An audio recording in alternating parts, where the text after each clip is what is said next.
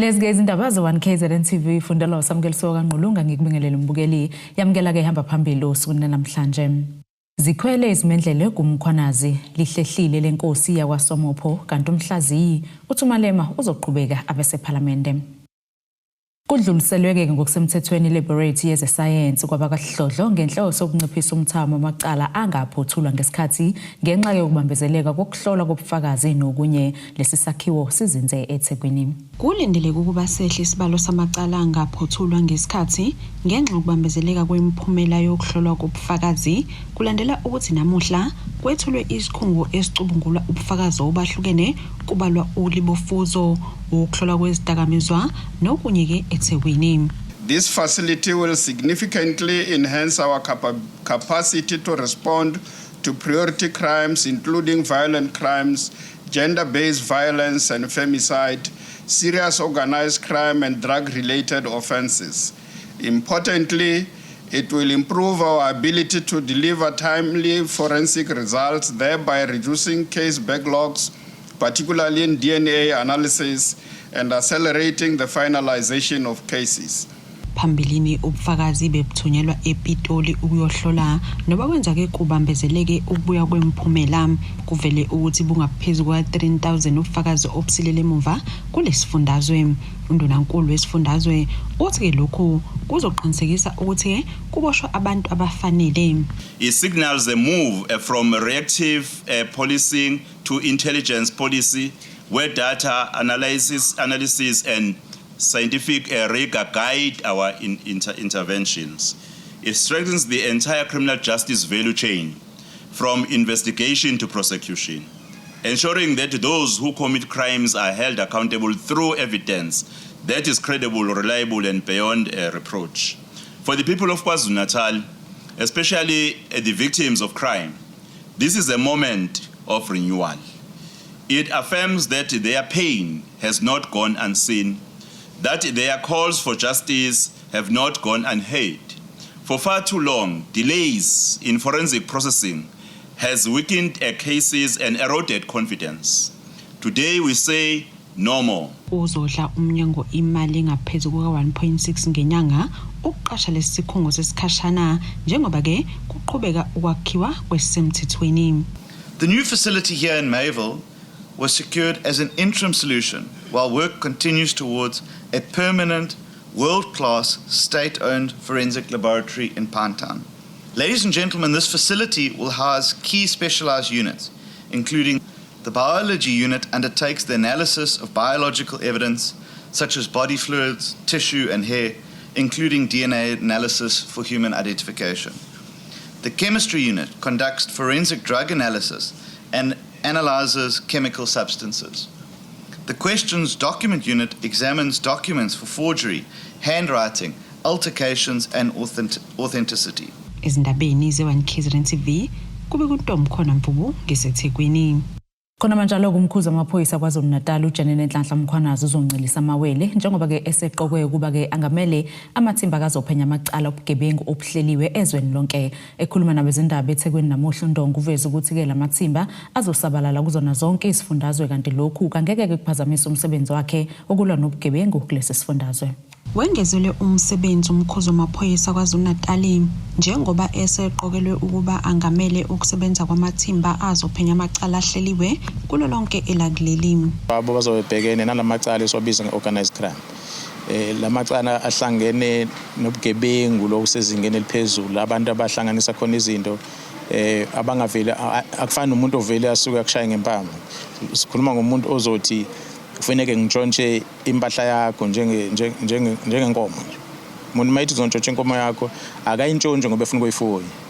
Kufanele abe nomuntu ofuna ukuyithenga qala. Noma kunebhusha ndawo nathile elivuliwe elidayisa inyama kodwa abanasi stock, abazi ukuthi bazothatha phi inyama. Bese beza kuwena ukuthi sifuna inhlobo ezithile zenyama esoziletha la ebhusha, sicela usitholele zona. Usuyahamba ke wena uthuma abafana ukuthi abawontshontsha inkomo, bazithatha inkomo nihlinze endawo nathile, nithatha inyama nilethe ebhusha, seyadayiswa ke ebhusha. Lobo bugebengu esobe silusana nawo. So nginekele umsebenzi ukuthi angengibhekele amaphoyisa azobe sebenza lo msebenzi. Ingakho ke sizohlanganisa lamaqembu amaphoyisa ama-unit ahlukene ukuthi asebenze abheke into enjenganalezo. Buningi ubugebengu obuhlukene esobe sibhekene nabo okungaphezulu kwalokho kwenziwe eStation. Umkhwanazi uthi enye imbangela yokusungulwa kwalamathimba ukwanda kwezigameko zobugebengu ezibandakanya amalungu ombutho amaphoyisa nokuvikela. Majority of the people that are involved in this organized crime are law enforcement officers, our own colleagues in the South African Police Service.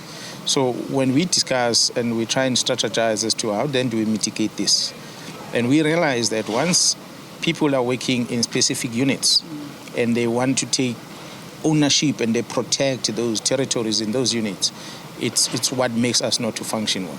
So, but if we remove members from those units, but keep their expertise, but take them away from those units and let them work together with other colleagues from other units, coordinate their work in order to achieve a task, that's what it's helping us. So my role is that going to be of an oversight of the work that's going to be done. There's going to be commanders that are going to be assigned to be in charge of those task teams, not me.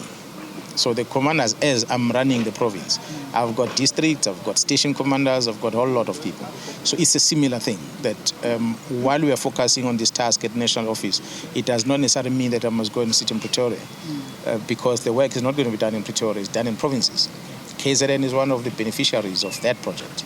Kuzokhumbuleka ukuthi umkhwanazi usanda kuvuselelelwa inkontileka yakhe ukuba umkhuzi wamaphoyisa kulesifundazwe kanti futhi waqhumisa ithumbu ngobugebengu obuqhubekayo embuthweni wamaphoyisa kuleli nokwaholela ekusungulweni kwekhomishana kaMadlanga nethimba lePhalamende eliphenya ngokwadalulwa umkhwanazi. Uthi ke angeke uphazamiseke umkhankaso wokulwa nobugebengu KwaZulu-Natal. Ezindabeni ze-One KZN TV kubika uNtomkhona Mvubu ngesethekwini.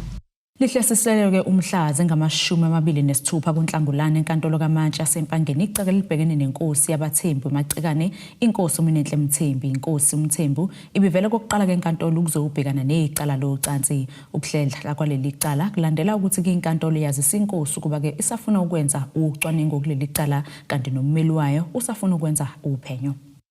Ivele kafushane enkantolo kaMantshi asempangeni inkosi yabathembu emagcikane inkosi uMinenhle Mthembu. Inkosi yabathembu ibhekene necala lezinsolo zocansi. Umeluleki kwenkosi ummeli uLizwi Ncwane uthi bazobhekana ngeziqu zamehlo nomnyango wezokubusa ngobambisana noholi bomdabu KwaZulu-Natal ngesiphakamiso sawo sokwehlisa inkosi esihlalweni. Udaba inkosi bese silisebenzile esilisebenzayo namanje ilelo lithinta uKhokta nenyathelo uKhokta obeyithathela inkosi. Ngicabanga ukuthi noma ngeke ngixile ukuthi sesimamaphi kodwa ngicabanga ukuthi silibambe ngendlela njengamanje sesangena ekujuleni kwalo ukuthi inkosi ibhekiswaphi la ibhekiswa khona kodwa siqinisekisa emphakathini waseSouth Africa kakhulukazi nobukhosi bakwaSomopo ukuthi inkinga inkosi ebhekene nazo siyazibona asikupromote ukuphambana nomthetho kodwa siyasincoma ukuthi umthetho noma ngabe umuntu uphambene nawo kumele uhlonishwe. Inhlangano emela amakhosi ama-Afrika ibikhona ke na inkantolo uzokwesa inkosi yakwaSomopo. Size ngalana ke ngoba namhlanje sithi ukubukeleka kwenkosi nokudicileleka kwesithunzi sayo asihambisani nabo as ama-Afrika. Today ke njengoba sifikile size ngokuthi ke siqinisekisa ukuthi ke yonke into enobukhosi esiphethe thina abantu besilwe sithi ke nanoma ikuphi la kwenzeka khona ama-Afrika ayohlezi ekuopposa ukuba khona ukudicileleka kwesithunzi sabantu abamnyama noma ukucindezeleka ngeinhloso ezithile uma kuza endlini yomkhandlu.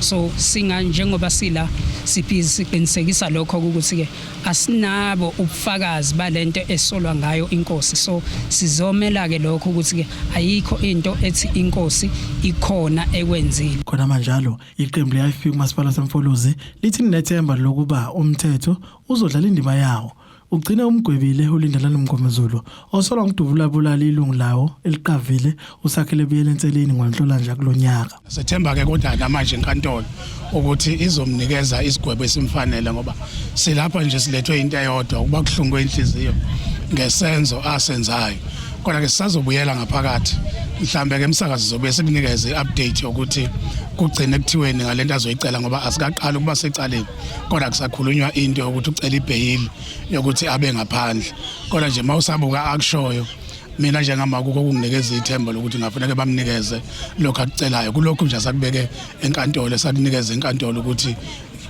yini yamlidela kulesisenzo sisesenzo. Asithishelele etolo sibe siqhubeka nazo indaba zethu.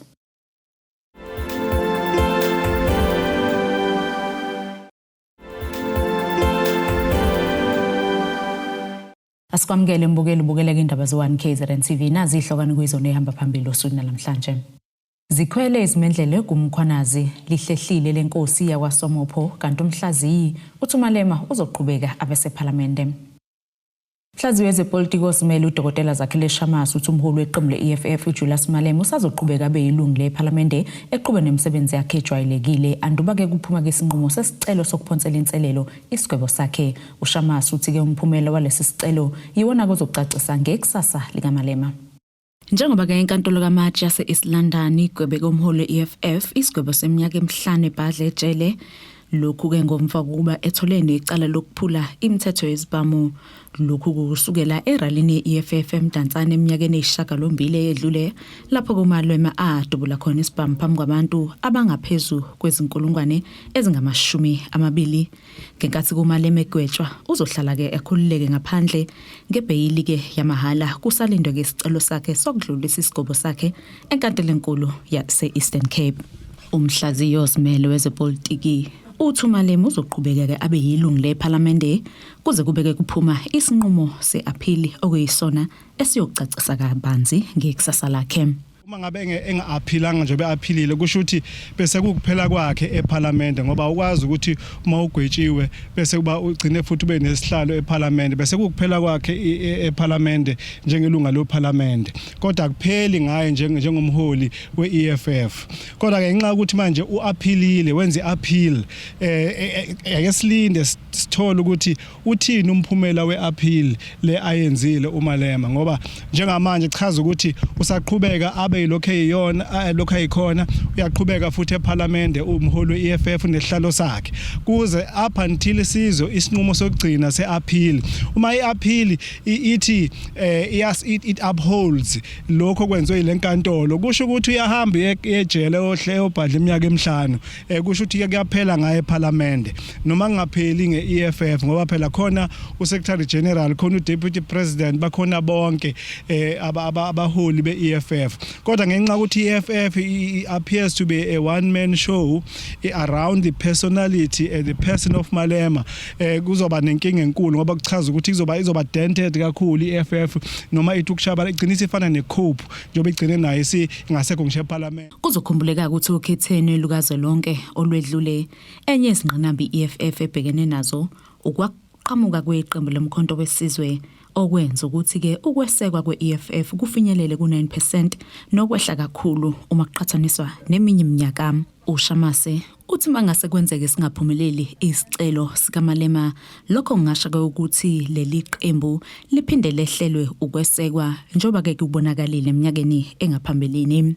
Ngenzeka i-appeal court ithi hayi lesi sigwebo lesi sihash kakhulu ngoba phela ukuqhumisa isibhamu kungafanga umuntu kungathukanga umuntu akekho wa-admit wesibhedlela ngenxa lokho bese bethi akawubhadla iminyaka emihlanu mhlambe makuthi benze isibonelo kubantu baseNingizimu Afrika isibonelo esi-2 hash ngasho kanjalo inkantolo mhlambe ke isilengise mhlambe imnikeze ifine kunokuthi ayobhadla ejele. Uma ukuthi uyahamba obhadla ejele simbone ehlala yonke iminyaka emihlanu sikhumbule ukuthi kwenzakalani ngesikhathi kuba kuboshwa umholi we-MKP umsholozi ozigidi kwavele wahlala nje isikhashana wasethola iparole ngalondle noma lemanga njengosopolitiki onamava nodumile asimboni yonke iminyaka emihlanu ehlala ebhadla ejele kodwa makwenza into enjengaleyo kusho ukuthi izoba dented image yakhe nanokuthi phela sibonile ukuthi ngo-2024 EFF ayizange yalahlekelwa kakhulu amavote 350,000 KwaZulu Natal. Ingxenye yabafundi besikole sababanga phezulu Copsville Secondary idubeke ukufunda ngenxa ungabi khona kwagesi kulesi sikole kusukela ke ngonyaka odlule. Elinye lamalungu omphakathi lenxuso kwa umnyango wezemfundo lusukumele ngokusheshsha udaba lokungabi khona kwagesi njengoba kuphazamisa kakhulu abafundi abenza isifundo zokupheka. Kuphazamisekile ukufunda nokufundisa esikoleni samabanga aphezulu iCobsville Secondary esingaphandle kancane kwedolobha uMgungundlovu. Lokhu kuzimva kokuba abafundi abenza isifundo seconsumer bekhale ngokuthi abakwazanga ukubhala lesi sifundo ngenxa yokuthi lesikole asinawo ugesi kusukela ngonyaka owedlule ngenyanga kaMandulo.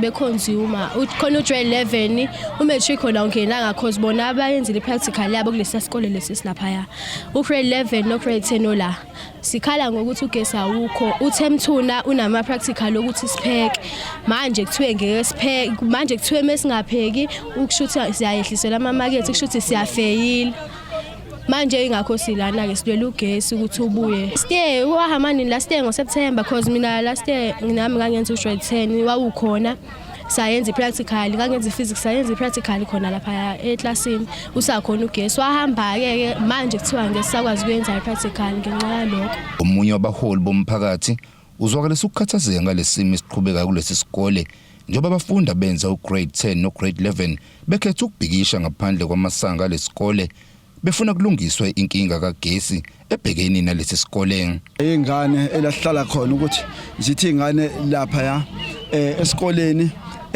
abakwazi ukufunda econsumer njengoba bengenawo ugesi bakhala ngokuthi kunenkinga so bathi bazofeyila iloko umyalezo ngabe sengiyithatha ingane sizala ngasophakathi esikoleni sazokhulumisana nabo uthisha omkhulu nabo uthisha omkhulu bathi abazi njengoba nami ngithukile nami ngibe into ekade engayazi ukuthi kunohlelo kanje namhlanje lenziwa yingane esisolayo uthini ukuthi asazi ukuthi zikhala ukuthi ingane sekunesikhathi eside ugesi zingenawo la eCobsville Secondary School kodwa besizocela ukuthi inhlaka lezi 18 la ngaphakathi eCobsville abahloli kanye nabo thisha omkhulu silaba abanalo ulwazi lokuthi noma usicela ukuthi bezama ukuthi beyilungise lo idabala la ngaphakathi eCobsville.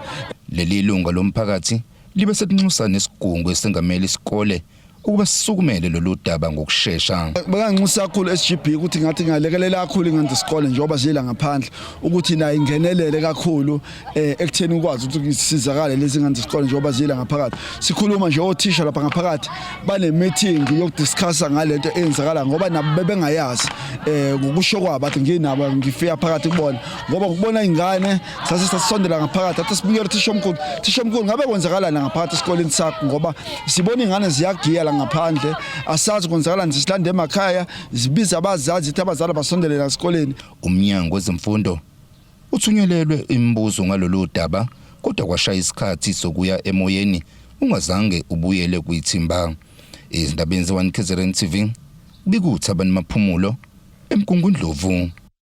Inhlangano yabalimi bakaMawobi SAFDA ithi ke siyabathokozisa isinqumo senkantolo enkulu eThekwini sokumisa kwesikhashana ukubhidlizwa kwenkampani uThongathi Hewlett obekisicelo ke ebesifakwe yabe Business Rescue Practitioners. Le nhlangano ithi ke ayihambisani nemizamo yokubhidlizwa kwalenkampani ngoba ke kuzoba nomthelelo ongemuhle kubalimi bakaMoba. Isinqumo senkantolo enkulu eThekwini sesenze izinhlangano zabalimi baMoba baphawula ngaso ikakhulukazi njengoba sikhomba ukuthi nayo inkantolo iyaqonda ukubaluleka kwenkampani uThongathi Hewlett kwisifundazwe kwaZulu-Natal. Le nkampani ibhekene nenkinga yokuhluleka kwemizamo yokuthi itakuleke kwezezimali lokugcina sekwenza abe-Business Rescue Practitioners bathi asekho isixazululo zokuyisindisa ngakho babona ukuthi kumele ibhidlizwe. Namely, the failure of Vision and the IDC to reach agreement on the terms of Vision funding and refinancing of PCF.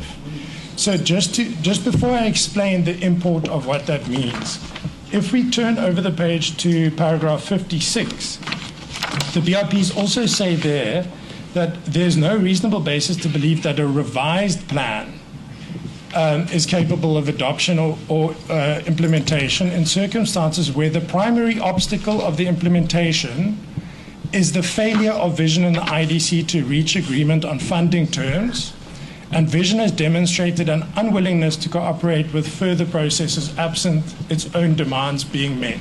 Now, we must, with respect, my lady, be very clear about what Vision is saying in response to this PCF. Granting 200 million rand in PCF does not at all address the fundamental obstacles to implementation that have been a scourge in THL's business rescue. because the fundamental obstacles are that Vision does not have funds. Owe South African Farmers Development Association bathi ukumisa kwesicelo sokubhidlizwa kaThongathi Hulett bayakwamkela ngoba kusho ukuthi kuneka izinhlaka ithuba lokuthi ziqhubeke nemizamo yokusindisa le nkampani ebalekile kubalimi bamoba. We welcome the adjournment as per the judge on the matter of Thongathi Hulett. This gives some time window opportunity for the IDC and the PRPs and all involved to come up with a solution, which is what is intended. I think even the judge recognizes that Thongathi Hulett is the lifeblood of KwaZulu-Natal. So it is to us news welcomed with confidence that at least by the time the sitting comes back again, there will have been a lasting solution. Ukulalela kwesiphakamisi esilandelayo kuhlehlele umhla ka-17 no-18 kuJune kukhona lonyaka enkantolo efanayo. Kutebakho Sibisi kwezindaba ze-1 KZN TV uChannel 261 ngiseThekwini. Asike sithishelele edolo sibe siqhubeke futhi nazindaba zethu.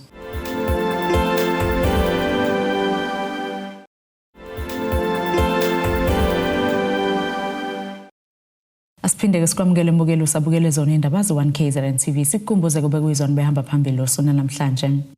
Zikhwele izimendlele kumkhwanazi lihlehlile lenkosi yakwaSomopho kanti umhlaziyi uThumalema uzoqhubeka abesephalamende.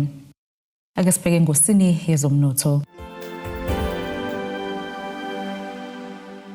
Rand lakuleli ke belu 16.41 cent maqhaziso nedola semelika libo 22.18 cent maqhaziso nopondo waseBritain libo 19.33 cent maqhaziso neeuro igolide lona $4,790 2 cent ounce olungahluziwe wona $99.39 umphongolo. Ake sibheke ngosini yezemidlalo. Inkakha kaNozinto wawina Africa Cup of Nations nebafana ngo-1996 uRoger de Saa uphinde wanyelwa ngenyoni esandleni ngesikhathi kethola umsebenzi ozombuyisela kwindebe yomhlaba njengoba kwenzeka ngonyaka ka-2022 eQatar. UDesake wadlala waphinde waqeqesha esigabeni esikhulu sebhola laseNingizimu Afrika uzobeka esebhentshini leGhana kwindebe yomhlaba ezoqala ngoJune eMexico, Canada nase-United States kulandeleke ukuqashwa kwakhe njengephini lomqeqeshi. iGhana-ke eboshelwe kuGroup nePanama, Croatia kanye neEngland idilizeke kungalendelekile uOtto Addo okungumqeqeshi-ke obeyifake ezweni lesethembiso indawo yakhe yayivala-ke ngoCarlos Queiroz wasePortugal. Nasi-ke isimo sezulu sakusasa singalindeleka.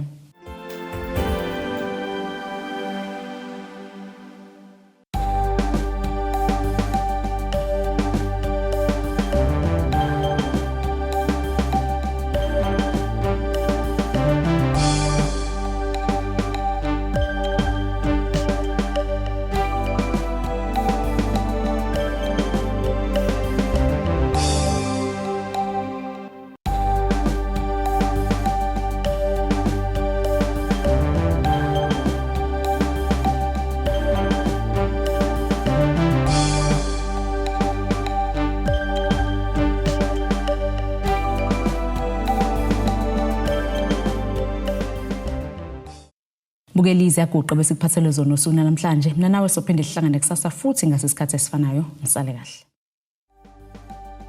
Abethuli bethu bezindaba baxhaswe iThulis Bayview Bridal. Ungabashayela kulezi zinombolo ezivelile.